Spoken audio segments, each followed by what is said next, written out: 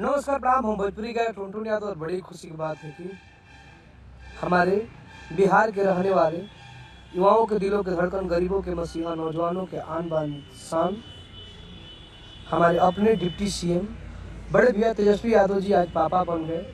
आज उनका लड़की भैली है। हमारा तरफ से बहुत बहुत बधाई बा। और बधाई आप सब खूब पोस्ट करी जा। पोस्ट रुके के ना चाहिए, बधाई रुके के ना चाहिए। Love you. जय आरजेडी, तय आरजेडी, जय हो तेजस्वी सरकार।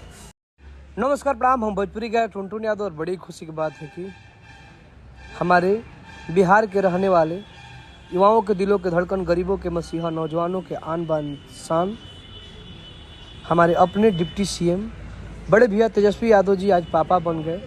आज उनका लड़की भैली है। हमारा तरफ से बहुत बहुत बधाई बा। और बधाई आप सब खूब पोस्ट करी जा। पोस्ट रुके के ना चाहिए, बधाई रुके के ना चाहिए। Love you.